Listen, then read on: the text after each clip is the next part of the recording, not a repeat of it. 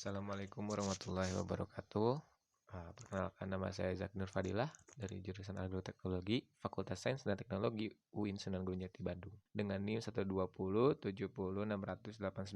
Kali ini saya akan menjelaskan bagaimana cara membudidayakan padi varietas Kongga atau Mekongga. Nah, pertama-tama saya akan jelaskan karakteristik padi Kongga.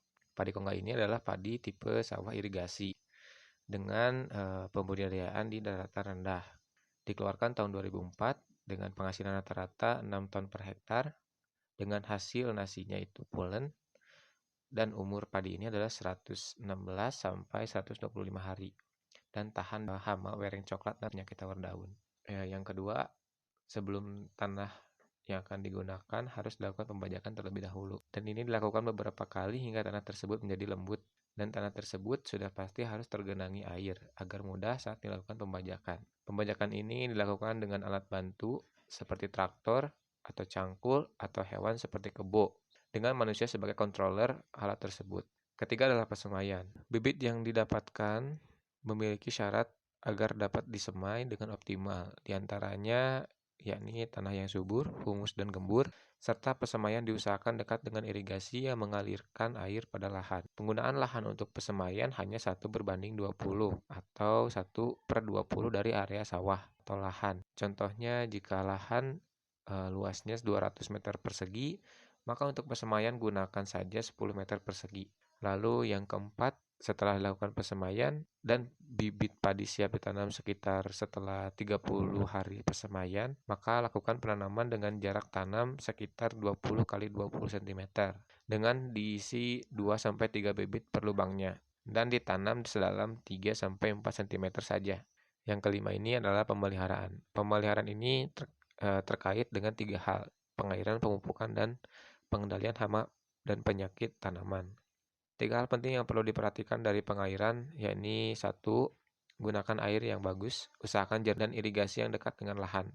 2. Pastikan lubang masuk dan keluar air pada lahan tidak lurus. Dan yang ketiga ini pengendalian genangan air untuk tiap-tiap pertumbuhan padi. Seperti umur 0-8 hari setelah tanam, genangan cukup 5 cm saja.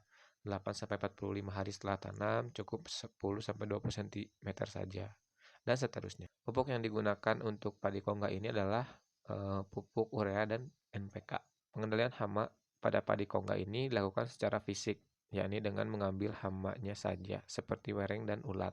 Untuk tikus, petani hanya mengusahakan untuk mengatasi potensi tikus masuk pada lahan. Penyakit yang dialami padi Kongga sangat jarang terjadi, namun memang